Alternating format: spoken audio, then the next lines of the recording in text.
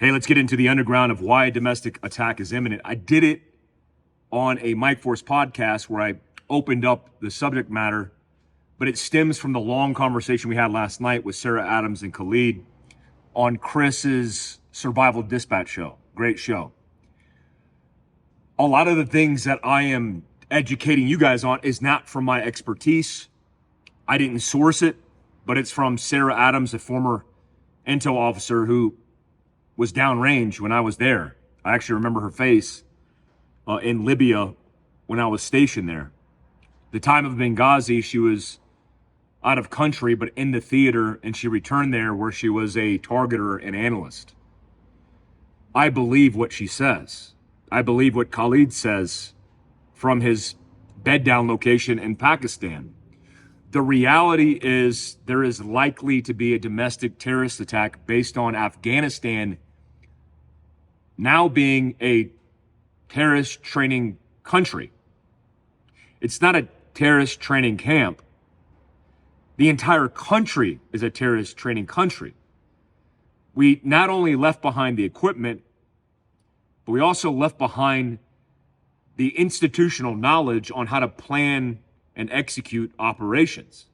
Not against a foe, not against Pakistan or Russia or India, but against the West, specifically America.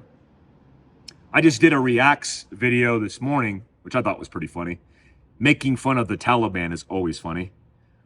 But on a serious side of that, I am shocked at not only the equipment that I see in the parades with Taliban operators from motorcycle units to commandos walking across with all of our equipment from head to toe on 4, 6, and 2 wheels, but also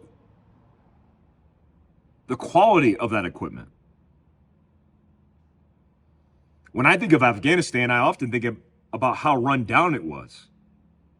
When you go from the Mujahideen, a freedom fighter in the hinterlands of Afghanistan, and trade in your tire sandals for a pair of American Army boots, that's problematic.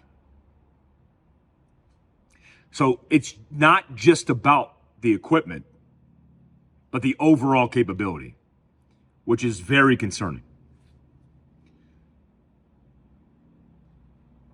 Let me answer your questions on why a domestic attack is imminent, and we'll work from there.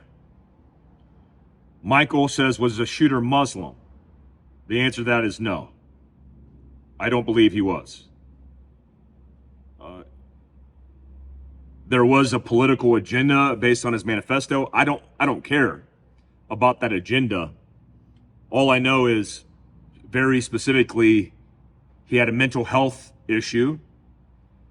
He was radicalized in some way, which is what I'm interested in. And he killed children. Edward says, if I would have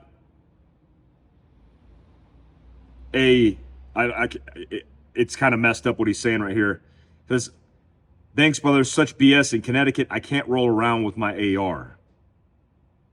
Knowing our enemies are here and aren't bound by the law. The middle part is kind of, I think there's some errors in there. For sure.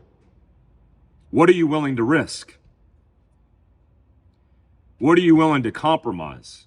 Now, I don't recommend you breaking the laws in your own town. If I'm in California, I'm breaking those laws because the laws are so stringent where they protect criminals, enhancing their lethality and their propensity for violence, and then even giving them a bye when they actually get arrested. But if you're an American responsible citizen paying taxes, you're restricted, you're constrained from even protecting yourself because of limitations like magazine limitations on American citizens who are paying the taxes in that area, who are only going to become victims of somebody who's not following the law. Steve Jones says, my friend's son and 2 other young people were just killed in a head-on crash with a semi in Nevada. The foreign driver was allowed to walk away without any drug or alcohol test. Every truck can be used as a weapon. Hundreds or thousands of trucks used in a coordinated attack could be bad. As articulated in the news reports, with this Californian illegal immigrant who had a commercial driver's license, where he did an illegal U-turn, killing 3 innocent people. Also a news report from Maine where an illegal immigrant was a law enforcement officer who self-deported. I mean, if he's on the up and up and he's not malice in his intent, good for him for taking advantage and getting a job and doing something that he likely voluntarily and openly from the state of Maine was allowed to do. But what are we doing? All of the sanctuary cities are liabilities to the safety and security of American citizens because they allow things like this. They allow an illegal immigrant to get a commercial driver's license, to pencil whip the test and drive across the country. Would we allow illegal immigrants to get their pilot ratings to fly a commercial airliner? Would we allow them to work for Delta or Spirit more than likely? This should be regulated.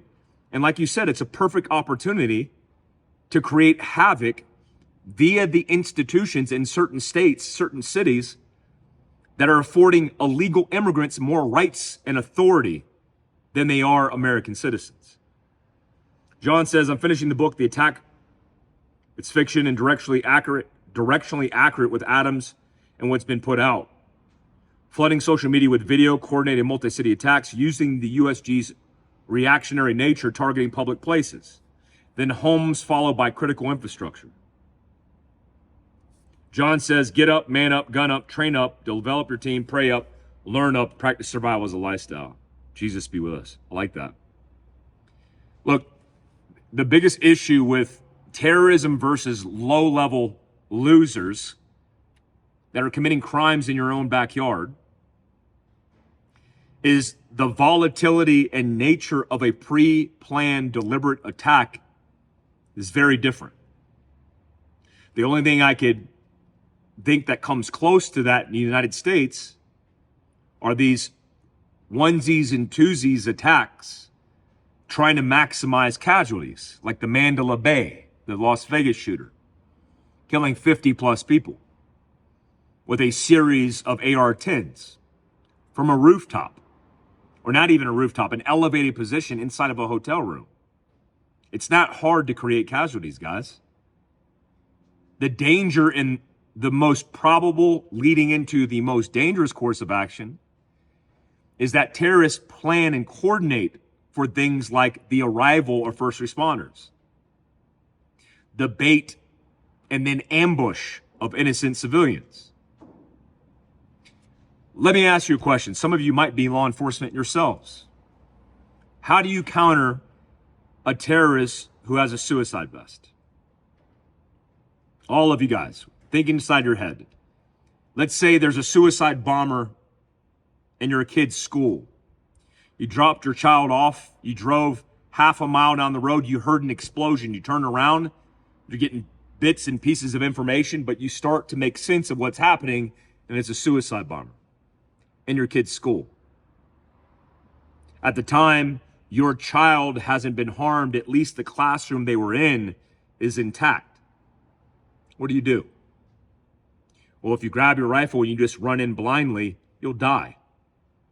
Now, trying to move to your child to rescue them, breaching the window and helping children escape might be the only viable option. Take it from a law enforcement perspective. I used to train law enforcement in California as a post-certified instructor. I used to teach a counterterrorism program where they would bring me in and say, okay, the scenario is you got a suicide bomber. How are you going to address this? Most police officers, if you ask them, how do you address a suicide bomber? They would say you shoot him in the face, not in the chest. No. That's the individual technique or tactic you use on the X in the worst case scenario. I mean, let's say you arrive in your patrol car with an AR in the trunk or inside the back of your patrol car.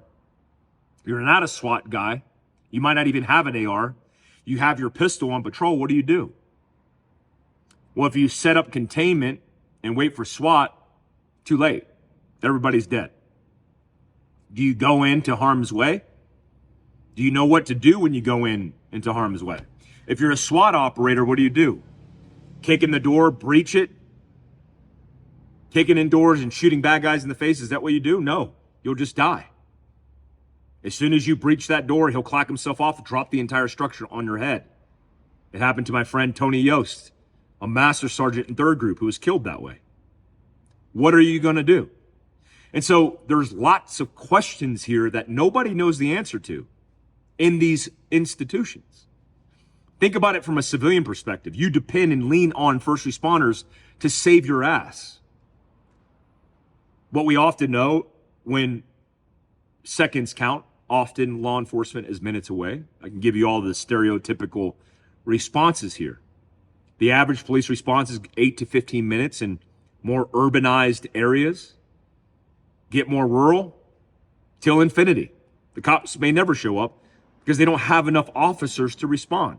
If there's multi-prong attacks in 2 different locations, how are they going to respond and react? One of the things I brought up, interestingly enough, was proposed by Chris Heaven and Sarah Adams. I sat back and was like, whoa, I never thought about that.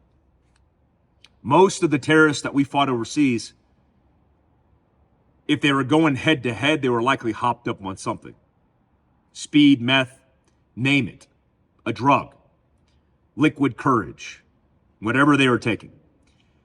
The 2 North Hollywood shooters that were armed with an SKS and AK wreaked havoc on North Hollywood and injured 17 officers. They were on drugs. What happens when you're fighting guys who are hopped up on speed? And then you get through the first 24-hour cycle. The SWAT team has to sleep. They can't stay up forever.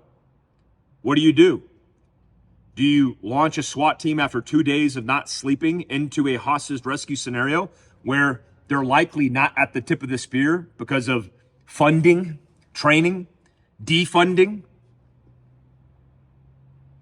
Have they ever considered of using uppers for themselves to extend operations? Probably not. In the military, we did it. I carried uppers in my pouch inside of a pocket on my uniform. I was trained by the medics, the 18 Deltas, the Special Forces medics, on how to utilize it. And I've been in scenarios where I'm in an urban sniper hide. We have to extend our window to be focused, to be awake. This is counterterrorism. This is a life or death. How do you think these institutions are handling it? Imagine somebody proposing to the chief of police or the sheriff that we need to get uppers because Mike Glover said we need uppers into our packs to be able to utilize them just in case. Yeah, we'll see how that goes. The lawyers at the departments, like all other institutions, like all institutions ran by the government, are more concerned with liability than your life. So you're going to have to protect your own. The scariest proposition is the October 7th example, where terrorists went door to door, house to house. Imagine if those same terrorists were dressed not as insurgents in Israel, but as police officers in your own hometown, going door to door, murdering families, liberal families that don't believe in protecting themselves because gun violence is because people want guns. You see how that ideology works out for you when your door is kicked in by a jihadist, a terrorist, or a criminal that is going to take everything from you, including your family and your own life. Have we thought about these things? Impactful is your position, your capability, your choice. Have you thought about NVGs, infrared lasers mounted to guns? Probably not, because it's never been a consideration for you. What happens when the terrorists that train in Afghanistan have infiltrated America and they have access to NVGs? They own the night. I mean, really, the way to say is they own your ass. At the end of the day, I am not going to convince you of anything. It's not my job. Honestly, I don't care. If you don't want to prepare, or the people you love and surround yourself with all the time don't want to prepare, it's very simple. It's a math equation. If you don't have the capability and you go against an aggressor who does, you're dead. It's zero. The answer is zero. You have zero chances of surviving. Now, I say that, and a lot of the times it falls on deaf ears. The statistical probability of you personally being involved in one of these attacks, it's very rare. With the 350, 60 million people in America, with the metropolitan cities that would likely be a priority, maybe, just maybe, you won't be a victim. Last point, Sarah Adams brought this up. There's lots of scenarios that we propose that happen in all hours of the day. You think bad guys are going to hit a hospital at 2 a.m? No. They're going to hit it at 2 p.m. And then when first responders converge, because they're trying to save the day, and they lock down highways, byways, bridges, where are you going to be? If you're at work, separated by the incident, or you're on the X at the incident, and your family is displaced because they're in school, they're at work, they're at home, do you have a plan? Probably not. You probably never had the conversation. Sarah likes the analogy, I like the analogy too, of the what if game. What if? What if we were separated by distance and time, and a terrorist attack happened in our hometown? What do we do? You better fill those gaps. That's what matters the most. Your individual and family's preparedness. You can't affect and impact the things outside of your home. You might think you can, but you can't. I appreciate you guys. Let me know if you have any more questions. I'm off to see my kids. Peace out.